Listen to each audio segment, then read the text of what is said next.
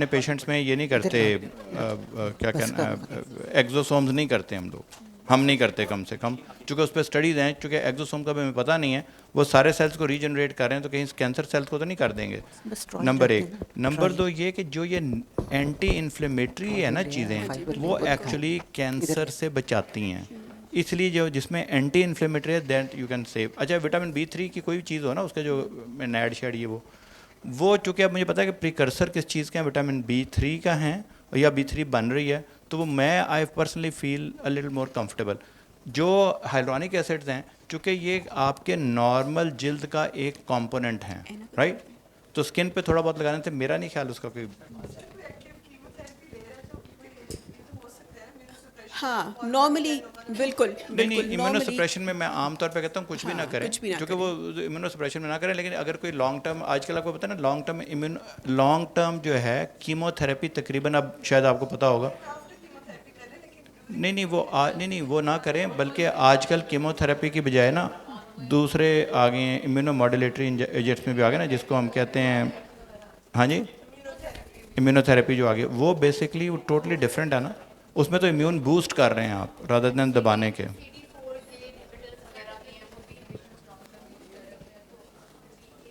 अच्छा, अब इस तरह है कि हम अगर देखें कि लैटरल चीक फैट पैड कैसा है, तो लैटरल चीक फैट पैड इस तरह का प्रेजेंट करता है।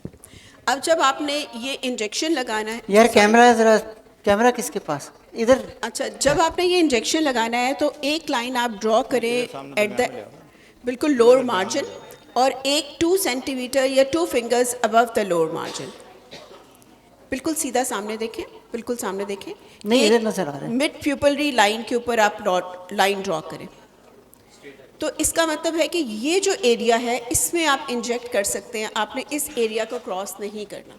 तो ये रफली वही एरिया है जहाँ पे आपका लैटरल चीक फैट पैड आता है, और ये वही एरिया है जो कि नॉन डायनामिक है, क्योंकि ये तो आपका मूविंग पार्ट है, ये आपका फिक्स पार्ट है। तो जब आप इसको हाइड्रेट करते हैं तो ये वेक्टर लिफ्ट करता है, यहाँ से हम एंटर होते हैं and we normally draw 4 lines. तो ये आपने अपवर्ड और लैटरली वेक्टर ड्रॉ कर दिया, जिसमें आपकी रिजुविनेशन होगी, तो आपका एज सच फेस लिफ्ट वाला इफेक्ट भी आएगा, और हमने सिर्फ उन्हीं सेल्स को ऊपर काम किया है जहाँ पे हमें ज़्यादा ज़रूरत है।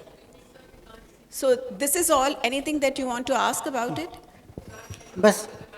अच्छा, सॉरी, आप इधर देखिए, आपने 2 लाइन्स ड्रॉ की हैं, एक लाइन लोअर मार्जिन के ऊपर, 2 fingers above the lower margin करेंगे, then there is a mid pupillary line, basically इससे मीडियली और इससे नीचे, क्योंकि आप इस जगह को हैवी नहीं करना चाहते। अगर आप यहाँ पे इंजेक्ट कर देंगे तो आपका ये वाला जो फैट पैड है यहाँ पे भी एक्टिविटी हो जाएगी और ये इन्हांस हो जाएगा। तो हम सिर्फ लैटरली मूव करेंगे, तो हम मिड प्यूपलरी लाइन को क्रॉस नहीं करेंगे। In front of the year आप यहाँ से मार्जिन से शुरू करें, and this you can just inject 3 ml का इंजेक्शन आता है, 1.5 ml एक साइड पे, 1.5 ml एक साइड के ऊपर। प्रोफाइलो जो है वो है टोटल 2 ml, तो उसमें 1 तो आपको जो है सोहेल भाई ने 1 ml एक्स्ट्रा दे दिया, तो आपने ये याद रखना है। अच्छा, एक और बात भी है बड़ी इम्पोर्टेंट, कि जब आप ये इंजेक्ट कर रहे हैं तो हमारे 2 तरह के पेशेंट आपके पास आएंगे, एक आएंगे सिंकर्स और एक आएंगे सैगर्स, ठीक है, सिंकर्स एंड सैगर्स। तो आपने दोनों को एड्रेस करना है। तो अगर सिंकर्स होंगे तो उनके लिए क्या करना है, और सैगर्स आएंगे तो उनके लिए क्या, बता भाई शाजी। सर मेरा तो इसके बारे में कोई, मैं तो नॉर्मली सर इसी तरह ही लगाती हूँ। अच्छा, उसमें अगर लगाऊंगी तो इसी तरह लगाऊंगी, चाहे सिंकर है चाहे सैगर। अगर दूसरे इंजेक्शंस हैं देन इट्स डिफिकल्ट सर। मैं I normally respect the anatomy, I do every filler according to the fat pad. मैं देखती हूँ जो सुभान अल्लाह। तो अच्छा, बात तो सिर्फ इतनी सी है कि always respect the anatomy, always inject according to the patient requirement and according to the deficiency. और हम यहाँ तो ज़्यादा काम ही कर रहे हैं प्री ऑरिकुलर फैट पे। और जिस तरह इन्होंने एक और बात बताई है कि इन्होंने कहा है कि इधर इंजेक्ट नहीं करना, तो इसकी एक और वजह भी है जो इसको मना करते हैं, क्योंकि जो स्ट्रक्चर वाले हैं वो स्पेसिफिक उन्होंने कैनुला की लेंथ दी हुई है, और कैनुला की लेंथ का ये पर्पज़ है कि अगर फेस की हाइट और विड्थ के हिसाब से स्मॉल फेस है तो छोटा कैनुला, और बड़ा फेस है तो बड़ा कैनुला। और दूसरा एक और इम्पॉर्टेंट पार्ट है कि यहाँ एक इम्पॉर्टेंट स्ट्रक्चर पड़ा हुआ है, और वो कौन सा है? Marginal parotid, parotid parotid gland. और पैरोटिड की इंजरीज इस तरह के इंजेक्शंस के साथ बहुत कॉमन है, क्योंकि जब आप ऊपर से नीचे की तरफ आ रहे होते हैं तो हम आराम से थोड़ी जा रहे होते हैं, हम तो अल्लाह अकबर जान दो, ठीक है। तो आपने जब भी यहाँ मूव करना है तो आपने ये याद रखना है कि यहाँ बड़ी इंपॉर्टेंट एनाटॉमिकल स्ट्रक्चर्स पड़ी हुई हैं, ऑल्दो दे आर डीप। तो इसलिए हम बार बार कह रहे हैं कि इंजेक्ट इन सुपरफिशियल कंपार्टमेंट, ठीक है, क्योंकि हमारा काम। पेशेंट भी जो फिलर्स के साथ आते हैं पैरोटिड के अंदर उन्होंने इंजेक्ट किया होता है, कुछ अरसे के बाद पेशेंट को यहाँ पे पेन और प्रॉब्लम शुरू हो जाते हैं because they go very deep, very deep. और आप सीधा कहाँ पहुँचते हैं? पैरोटिड के ग्लैंड अंदर। में। तो वैसे पैरोटिड तक पहुंचना बड़ा मुश्किल काम है। है तो इसलिए कि जब हम करते हैं ना फेस लिफ्ट, तो जब हम स्मैश प्लाइकेशन करते हैं ना, स्मैश को ऊपर एक करवट दिला के उसको पूरा एक सलवट्स के साथ दोबारा यानी हम उसको मोड़ देते हैं on its sole on self, वो यहाँ पे हम जब करते हैं, या अगर वो यहाँ ना करें नीचे करें, तो यहाँ पे जो ही स्किन को आप टाइट करेंगे तो यहाँ पे आपका थोड़ा सा फैट एक्यूमुलेट हो जाता है। तो we have a lot of fat, so if somebody is माशाल्लाह सो डीप के जो वहाँ पे उसने डिस्टर्ब कर दिया है पैरोटिड को, दैट इज़ डेंजरस। तो अपने सुपरफिशियली रहना है। एक मैं भी डॉक्टर शादी ने जब ये पेशेंट को दिखा रही थी ना, मुझे एक बार याद आ रही थी बात। अक्सर हमारे पास पेशेंट आते हैं तो कहते हैं जी मुझे ना मिलाजमा हो गया। आप गौर से देखते हैं मिलाजमा तो नहीं होता उसको, वो क्या होता है जो प्री ऑरिकुलर फैट पैड जो है ना, वो हमारे यहाँ बहुत ज़्यादा जाता है नीचे, और उसकी एक वजह यह है कि हमारे हाइपर इंसुलिनीमिया हो जाता है उससे, ठीक है जी। उससे फेशियल फैट पैड कम होता है और एब्डोमिनल फैट पैड ज़्यादा होता है, ठीक है। और उसीलिए ओलंपिक फेस, ओलंपिक ने ना बड़ी नई नई चीज़ें हमें ओलंपिक सिखाई से हैं। बहुत कुछ हमने सीखा है कि इंसुलिन क्या करती है और जितने ये नए मॉलिक्यूल्स आए हैं वो क्या करते हैं। आप अगर किसी पेशेंट, इसी तरह जो पेशेंट आते हैं कहते हैं मुझे ना आंखों के इर्द गिर्द हल्के हो गए, आप देखेंगे कि वो हल्के नहीं होते, वहाँ पे एक्चुअली डिप्रेशन पूरे का पूरा हुआ होता है जो उसको लोग समझते हैं हल्कों से, और उसमें फिर आप जो मर्जी चीज़ लगाते हैं जब तक कि उसकी आप फीलिंग नहीं किसी तरह करेंगे वो ऊपर नहीं आएगी। तो इसको क्या कहते हैं basically? Top and valley effect. और दरमियान में जो कुछ होगा वो शेडेड होगा, कि ऊपर एक तरफ एक फैट कंपार्टमेंट, नीचे सिंक, और उसके बाद एक और कंपार्टमेंट। तो उससे जो इफेक्ट आता है वो पिगमेंटरी इफेक्ट आएगा। वो पिगमेंटेशन होती नहीं है, जिस तरह बहुत आपने खूबसूरत बात की। और बहुत सारे पेशेंट आके ये कहते हैं कि जी मेरी ये सारी पिगमेंटेशन ठीक हो गई स्ट्रक्चरा की वजह से, लेकिन वो बेसिकली क्या होता है कि आपने जो प्राइमरी डिफेक्ट था वो करेक्ट कर दिया, और उसके बाद जो है पेशेंट इज़ हैप्पी। अच्छा, दूसरा ना ये जो आप ना फिलिंग से खींचने वाला इफेक्ट थोड़ा बहुत तो लगा सकते हैं, लेकिन जो आपने जो पुल करनी है ना स्किन, जो स्किन को टाइटन करना है, वो आप फिल करके किसी हद तक तो कर सकते हैं, लेकिन अगर आप बहुत ज़्यादा फिलर लगाएंगे तो वो बल्ज करेगा। और अब आप चाहते हैं कि लोगों को, तो फिर आपने मिक्स एंड मैच करें। So don't try to take the advantage of a structural defect कि आपने उसमें ज़रूर फिलिंग ही करनी है। आप उसमें ये मिनी फेस लिफ्ट सीखें, ये भी आपकी किताबों में मौजूद है डर्मेटोलॉजिस्ट की। मिनी फेस लिफ्ट तो बल्कि याद ही डर्मेटोलॉजिस्ट ने किया था, बिकॉज सबसे मिनिमली इन्वेसिव है, उसका लोकल दे के बेसिकली अगर आप देखें तो आपने एक एक्सीजन करना है। अमेरिका में हम पता है क्यों ज़्यादा चीज़ें इसलिए कर लेते हैं कि मोस्ट सर्जरी करते हैं ना, तो मोस्ट सर्जरी के बाद हमारी जिम्मेदारी होती है कि हमने रिकन्स्ट्रक्शन भी करनी है, तो हमारे लिए मजबूरी होती है। यहाँ पे आपने अगर ये करनी है तो आपके पास यार यहाँ पे तो बहुत सारे वो है ना मेडिकल कॉलेज हो के, अब तो खैर मेरा ख्याल है कैडेवर पे कम हो गई चीज़ें, लेकिन अगर आप देखें तो आपने एक एक्सीजन करनी है सेमिल्यूनर हियर, ठीक है, और नीचे आपने स्मैश को प्लाइकेट कर देना। तो अगर इतना ज़्यादा बुरा हाल है तो फिर आप वो करेंगे, या आप थ्रेड करें या आप इसका हाइफू मिलाएं। मकसद ये है कि इस महफिल का मकसद ये नहीं है कि सारी चीज़ें छोड़ दें और नैड करना शुरू कर दें या कॉपर पेप्टाइड करना शुरू कर दें। कॉपर पेप्टाइड पे जोर दें आप, और किसी देखें मकसद ये नहीं है कि तालियां बजाएं। कॉपर स्टाइल सबसे अच्छी चीज़ है, उसको आपने प्रमोट करना है। वैसे तो हरून के हाथ जब चीज़ आ जाए तो वो फिर नहीं, देखें मैं तो अन्नी फेरूंगा, कॉपर पेप्टाइड की अन्नी होनी चाहिए। तो अच्छा, ये बड़ी इंटरेस्टिंग बात है। देखें ये सारी जो एजुकेशनल एक्टिविटी सोहेल भाई ने क्रिएट किया, उनकी एक सबसे अच्छी बात मुझे लगती है, इनको मैं पहले ही कह देता हूँ कि हम we will talk about education.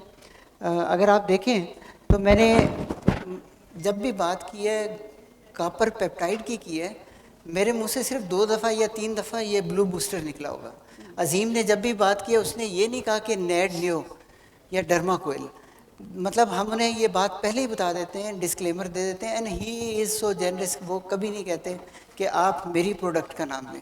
वो तो हम प्यार से वो कह आपको देते कहेगा। हैं कि ब्लू बूस्टर लगाएं, एंड पे आपको याद करा देते हैं कि ब्लू बूस्टर अच्छी चीज़ है, या ये नेट नहीं, न्यूज़ उसकी अच्छी वजह चीज़ है। उसकी वजह कि वो तो और भी टेक्नोलॉजीज में चूंकि वो बेच रहा होता है, तो उसके लिए अगर आप ये ना भी खरीदेंगे और अगर आप 2 थ्रेड लगा देंगे या पिको लेज़र कर देंगे या हाइफू कर देंगे, he will probably still be fine, but you will be losing your patients and your conscious if you don't do the right thing. तो आपने वो करना है जो पेशेंट के लिए इंडिकेटेड है, because there are so many technologies कि you don't have to stuck with one. ठीक, ये मतलब कहने का मतलब है सुहेल भाई के लिए तालियां बनती हैं कि इलम दोस्त आदमी है, और हमें वो नहीं मजबूर नहीं करते कि हम वो करें कि। और big hand for doctor Shazia.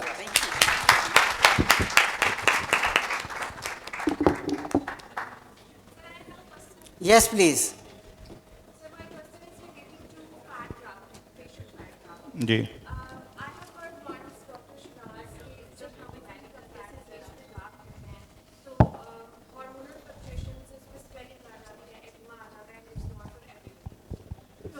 Should I? Do you want the short answer or the long answer?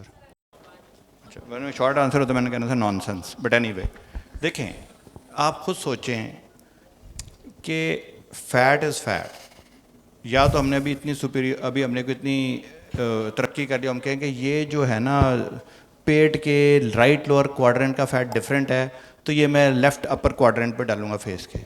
No, जब आप फैट डालते हैं स्वेलिंग आएगी, क्यों? क्योंकि आपने वहाँ पे, अभी आपसे बात हो रही है डॉक्टर साहब से कि आपने अगर टुमेसेंस देंगे तो स्वेलिंग आएगी। That is not structurally different because it's on the structurally different, तो हर फैट डिफरेंट होता है। अगर आप उसके ग्लोब्यूल देखिए, आपने एनाटॉमी तो पढ़ी है, आप इंटरसेप्टल डिफरेंस देख सकते हैं कि 2 सेप्टा, इसीलिए जब हम फेस पे यूज़ करते हैं तो हम क्या यूज़ करते हैं, वही वाला फैट निकाल के हम यूज़ कर सकते हैं, वो तो हमारी सिरिंज में फंस जाता है, तो हम उसको पहले छोटे टुकड़ों में, तो हम मैक्रो फैट को माइक्रो में करते हैं, नैनो में नहीं करते। नैनो में मैंने बताया, nano is not a fat any more, it is just the molecules, तो उसमें कुछ भी नहीं होता। People who don't use it regularly, अगर आप देखें ना, फैट ट्रांसफ़र की हिस्ट्री आपकी तमाम चीज़ों से ज़्यादा है, और this is the most underutilise because people don't learn it. तो अगर आप उसको करें, कैनुला से करें, फैट को फैट के अंदर जाना चाहिए, ठीक है जी, डर्मिस वाली चीज़ों को डर्मिस के अंदर जाना चाहिए। ये मुझे बताएं कि जब आपका हम करते हैं उस पर अपना ब्रेस्ट की फिलिंग करते हैं, लोग बड़े कहते थे ये जी पता नहीं कोई नुकसान हो जाएगा, भाई फिजियोलॉजी तो वही है ना, तो इसलिए कुछ कोई ऐसा नुकसान नहीं है। आपने उसको माइक्रो में कर लें, और अगर रूटीन वाला भी आप लगा देंगे ना, लेकिन यहाँ पे बहुत ज़्यादा आपको मैंने पहले भी बताया था, बताता रहता हूँ कि हमेशा जाएं कैनुला के साथ, don't use the needle for that. Needle से ट्रॉमा भी होगा, वो अगर इंट्रा, ये जितने भी अगर अरुण साहब, वो जो जितने पुराने जितनी भी पेपर हैं, ये किसके हैं, जो है ना आपको ब्लाइंडनेस के पेपर सारे फैट से हैं, क्योंकि उस वक्त नीडल से लेटरल जगह पे जहाँ पे सारी की सारी आंखों की आर्टरीज जा रही हैं, आप उसमें अगर इंजेक्ट करेंगे तो फिर तो नुकसान होगा ना। ठीक है जनाब, और कोई क्वेश्चन? अच्छा, ये एक बात है ना, इसके ऊपर बड़ी रिसर्च हुई है कि जो फैट सेल्स हैं वो अपना करैक्टर नहीं छोड़ते। जिस तरह हेयर ट्रांसप्लांट करते हैं तो जो बाल पीछे से आगे की तरफ ट्रांसफ़र होते हैं, तो वो, यार ये तो मस्जिद के स्पीकर वाला काम हो गया, दूर तक इको जाता है ना, मज़ा आता है वैसे इसका भी। अब समझ आया कि कारी साहब स्पीकर क्यों नहीं छोड़ते। अच्छा, तो इस जब सेल्स जो है ना अपना करैक्टर साथ लेके जाते हैं, हेयर्स जब ट्रांसप्लांट होते हैं वो अपना करैक्टर साथ लेके जाते हैं, लेकिन जब वो नई जगह पे जाते हैं तो कुछ अरसे के बाद उनमें एडॉप्टेबिलिटी आ जाती है। Initially yes, they can respond to hormonal changes like their native place, but when they go to their new home, मतलब ससुराल जब आते हैं तो फिर वो अपने नए मतलब ट्यूनिंग कर लेते हैं, उनकी सासू माँ ट्यूनिंग कर लेती हैं। तो ऐसी कोई, वो जो फैट के सबसे बड़ा बंदा ना जिसने फैट सबसे ज़्यादा किया होगा, आर्नल्ड क्लाइन, वो हमें पता क्या कहता था, ये वाला सवाल मैंने बहुत पहले पूछा था कि जी हम यहाँ का फैट वहाँ डाल रहे हैं, वहाँ का फैट वहाँ डाल रहे हैं, वहाँ का फैट वहाँ डाल रहे हैं, तो कुछ हो तो नहीं जाएगा। उसने पहले 2 4 5 दफ़ा तो मेरी ये सुनी बातें, एक दिन कहता है fat is a fat is a fat is a fat, stop talking about it. तो अब he may be old and he may be outdated by now, but अभी 25 सालों में मैंने ये नहीं देखा कि अगर बैली का फैट मुंह में चले जाए तो मुंह बैली बन जाएगा। I have never seen that, so I think you will be fine. ठीक है, वो बस इसमें वही बात है ना कि थोड़ा अरसे के लिए फैट सेल्स, ह्यूमन सेल्स है ना, जो हेयर ट्रांसप्लांट वाले जिस तरह होते हैं, जब वो हाँ कितना डालना है, कहाँ डालना है, हाँ। अच्छा ये ना, इसके एक बात याद रखें कि कितनी दफा डालना है, कितने हफ्ते के बाद ऑलवेज डालना है। Always learn. जिस तरह अजीम बार बार आपको कह रहे हैं कि डॉक्टर प्रोफेसर अजीम और मैं लाइपोसक्शन के रेगुलर कोर्सेज भी कराते रहते हैं, फैट ट्रांसफ़र के कोर्सेज भी कराते रहते हैं। अभी एक इसकी अपकमिंग वर्कशॉप है जो अजीम कह रहे थे कि माइक्रो और नैनो फैट ट्रांसफ़र की। तो आप सब लोग जो है ना, ये चीज़ें डर्मेटोलॉजिस्ट के लर्न करने की हैं। जितने भी प्रोसीजर्स जो है लोकल एनेस्थीसिया में आते हैं, वो बाय डिफ़ॉल्ट हमारी डोमेन में आते ही आते हैं। They are not the grey zones. हम उसको ग्रे जोन में ले जाते हैं, लेकिन वो ग्रे जोन में है नहीं कि anything which is under local anaesthesia, we know the anatomy and we know. By the way general anaesthesia में, जनरल एनेस्थीसिया में डर्मेटोलॉजिस्ट के पर जलते हैं क्या? नहीं देखिए ये वो जो है ना एक और को भी ना माइंड, माइंड, एक को ना आप अपने माइंड को क्लियर कर लें। एनेस्थीसिया जब एनेस्थेटिस्ट देगा ना, वो एनेस्थेटिस्ट होना चाहिए। वो ना हाँ। प्लास्टिक सर्जन दे सकता है ना जनरल सर्जन दे सकता है। बिल्कुल। अगर कोई देता बेवकूफ़ी करता है। आप अगर किसी के, हम बच्चों की ये करते हैं, कुछ अर्से पहले हमने क्या वो की थी, पल्स डाई लेज़र की थी, तो हमने एनेस्थेटिस्ट को बुलाया था कि 4 महीने का बच्चा, ये 5 महीने का बच्चा है, और उसकी माँ बाप कह रहे हैं कि मैंने पेपर पढ़ा है, मेरे अमेरिका में गया, उन्होंने कहा जी मेरे बच्चे की 6 महीने में पल्स डाई शुरू कर देनी चाहिए, आप करें। अब वो उसको 6 महीने के बच्चे को कैसे करेंगे? तो जनरल एनेस्थीसिया में की। तो अगर जनरल एनेस्थीसिया आप कर सकते हैं, बट प्रोवाइडेड कि आपको प्रोसीजर अपना तो सही आता हो ना। हाँ। और लोकल एनेस्थीसिया में इतने प्रोसीजर हो सकते हैं, जनरल एनेस्थीसिया में आजकल करना। Neurologist भी तो एंडोस्कोपी पूरी अब मैं सही नहीं होता। तो अब हमारी एक डॉक्टर साहबा ने अभी लाइपोसक्शन करवाई हमारे क्लिनिक पे, तो वो उन्होंने जिद की जी मैंने तो जनरल, मैंने तो आईवी सेडेशन में भी नहीं करनी, मुझे बहुत लाइट रखें ताकि वो देखती रहें अपने आप को। ये तो वो हमने लाइट में भी की, और अमेरिका में जो हम करते हैं विदाउट सेडेशन भी करते हैं। तो आजकल अगर आपको लोकल एनेस्थीसिया अच्छी तरह, और लोकल एनेस्थीसिया डर्मेटोलॉजिस्ट और डेंटिस्ट से अच्छा कोई नहीं किसी कर को नहीं आता। तो आप लोगों ने सीखना ज़्यादा है, और जो चीज़ें आपको लगती है ना पुरानी ओल्ड फैशन हो गई हैं, वो ओल्ड फैशन होती नहीं, उसी की सिर्फ ट्विस्ट है। अब आप देख लें जितनी भी लेज़र है, मैं कल सोच रहा था अरुण, सच्ची सच्ची बताओ, लास्ट 20 ईयर्स में कितनी नई लेज़र्स आई होंगी? वही सेम बात ये है मतलब कि टोटल कितनी आई होंगी? डॉक्टर शादियाँ किधर गई हैं? डॉक्टर शादियाँ कितनी लेज़र मैडम आई होंगी? कोई नई ऑनेस्टली न्यू टेक्नोलॉजीज कितनी आई होंगी? 15, 20, 30, इससे ज़्यादा तो देखिए नाम नए हो जाते हैं, उसकी थोड़ी बहुत उन्होंने कहा जी वो बटन मेरे पास आते हैं ना काफ़ी दफ़ा, वो जी डॉक्टर साहब वो बटन जड़े टच वाले आ गए हैं। मैं कहता हूँ यार टच में और घुमाने में कितना फ़र्क है। आई एम नॉट सेइंग कि don't go with the latest technology, do go with the latest technology, but no the basics, ताकि so that you can not be ripped. कोई फ़र्क नहीं। मतलब एक बहुत लेटेस्ट अभी एक लेज़र उन्होंने मुझे थूलियम वो करने की कोशिश की। थूलियम, हाँ। तो उसमें मैंने कहा कि इसमें क्या ऐसी बात है? उसने कहा जी कि नॉर्मल पल्स डाई लेज़र जो आप यूज़ करते हैं वो 585 है। तो मैंने कहा इसमें क्या है? कहते 589। मैंने कहा कमाल कर दिया, वो बड़ी चेंज ले आए तुम, 585 से 589 पे चले गए। अब आपको पता है पहले भी जो पल्स डाई लेज़र वो हम दो अभी भी यूज़ करते हैं, 585 और 595 हाँ। की, क्योंकि 585 को उसकी डाई को स्टेबल रहने में ज़्यादा अरसा स्टेबल रहती है, इसलिए हम 585 यूज़ करते हैं। Not because 595 is bad, 595 is actually better, but the problem is कि वो उसकी डाई की स्टेबिलिटी का मतलब इसमें 585 ठीक है, क्योंकि 3-4 साल या 2 साल या साल डाई चल जाएगी। नहीं मैं बता रहे हैं और अजीम कोई जिस तरह question कह हो? रहे हैं ना कि इतनी सी एक पल्स और वो बिल्कुल ब्रांड न्यू। अब चूंकि ना जो most of the companies they are, माफ़ी के साथ कहना नहीं चाहिए कि फतवा लग सकता है कि मोस्ट ऑफ दीज कंपनीज जो न्यू है ना वो इजराइलीज या जूस की हैं, और they know how to sell it. और अब आप मैनिपुलेट कर रहे होते हैं उसी को देखें। मार्केटिंग, और मार्केटिंग उन्होंने कहाँ शुरू कर दी है? कंज्यूमर्स को डायरेक्ट, कि वो अब हमें मजबूर कर देते हैं कि हम बाय करें लेज़र, उनको फ़ोन करें कि हमें पेशेंट आके कहेगा कि जी मॉर्फिसेट है आपके पास, तो उसके बाद आपको पता है दुनिया का सबसे दुनिया का बेस्ट और पहला माइक्रो नीडलिंग सिस्टम कौन सा था? सुहेल भाई, भाई वो जो सिल्फम वाले हैं, जो क्या नाम, स्कारलेट सबसे पहला माइक्रो नीडलिंग सिस्टम स्कारलेट आया। सबसे। right? आज आपने उसका नाम सुना कभी? आपने माइक्रो नीडलिंग का कौन सा नाम सुना सबसे ज़्यादा? और मॉर्फियस किसका है? और नया तो नाम जो है ना सिल्फोमैक्स, मजे की बात है, वो सिल्फॉर्म वाले बेचारे जो ओरिजिनेटर थे वो पीछे रह गए और यहूदियों ने आगे सारा कुछ कर लिया। डायरेक्ट हिट करते हैं ना। देखें उन्होंने क्या किसकी पॉलिसी ली है, कोका कोला की। बजाय दुकानदारों को कह के यार कोक बेचो, उन्होंने कंज्यूमर्स को इतना उसमें हाइप क्रिएट कर दी है कि कंज्यूमर आपको आके कहे कि भाई आपके पास ये वाली डिवाइस है, विदाउट नोइंग कि इसमें क्या है। अब देखें आपका जो ये था ना, अभी आपको ये डायोड यूज़ करते हैं आपको 99%। जब मैं नया पाकिस्तान आया तो मैंने डायोड लेके आया, सबने कहा ना डायोड फेस जल जाएगा। अब सारी दुनिया वही यूज़ कर रही है। क्यों नहीं? पहले ND होता था, हर पहले बंदा ND ND होता था। इसी सबसे- तरह जो आपका CO2 है, सारी दुनिया में CO2 बहुत पुराना लेज़र है, बहुत पुराना लेज़र है, बहुत पुराना। वही अब अरबियम जैक दोबारा आ गया, अरबियम जैक 25 साल पहले हमने छोड़ा था। बिकॉज उसमें भी क्या था, हम वूंड क्रिएट कर रहे थे, माइक्रो थर्मल जोन क्रिएट कर रहे थे। चाहे आप उसको सुई से कर लें, चाहे आप उसको लेज़र से कर लें, चाहे आप उसको अभी जो नई जो टेक्नोलॉजी आ रही है स्पिक्यूल से कर लें।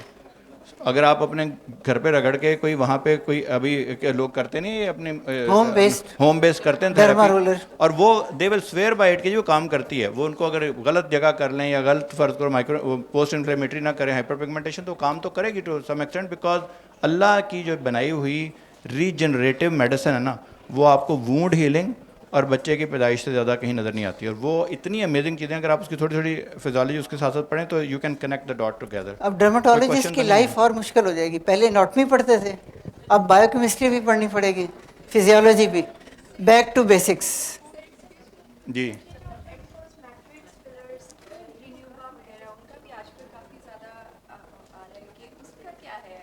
देखें, दो तरह के फिलर्स अब आपको नज़र आएंगे। वो पहले भी थे लेकिन वो FDA का अप्रूव नहीं करती। लोग क्या करते हैं कि वो किसी का फैट लेके उसको हम डी एंटीजनाइज करने की कोशिश करते हैं और उसको हम कहते हैं अब आप इसको लगा दें। वो हमेशा ही ख़तरनाक काम है, चूँकि उसमें कुछ वायरसेस हैं जो हमें पता हैं और कुछ वायरसेस हैं जो हमें नहीं पता। इस तरह जो एक्स्ट्रा सेलुलर मैट्रिक्स थे ना, वो जो ये कैडेवर थे, कैडेवर के अभी आप देखेंगे ना, आप कड़े अभी भी होते हैं कि कैडेवरिक वो हैं एक्स्ट्रा सेलुलर मैट्रिक्स के, वो जो हैं। मेरा ख्याल उसकी ज़रूरत नहीं है। सबसे बेहतर और सबसे जो डॉक्टर साहब कोई आपको हाइलोनिक एसिड से सेफ अभी तक कोई फिलर लगा? उसको क्या कोई जितने presentation भी लगा? आप ये बाकी है ना फैट तो इसको सबसे कैमरे को सेफ ऑफ है, करना पीछे से। हाइलोनिक एसिड सेकंड लेवल पर, नीचे जो ऑफ जितने करके भी आपके आते हैं ना जो उसको लेके फाइब्रोब्लास्ट पीछे की से। कहते हैं एक्टिविटी को कर देंगे, कैल्शियम हाइड्रोक्सी हेपेटाइट, ये जितने भी फिलर हैं, आई एम नॉट सेइंग कि don't use it, but use it very cautiously because they can cause immune reaction. ठीक है जनाब।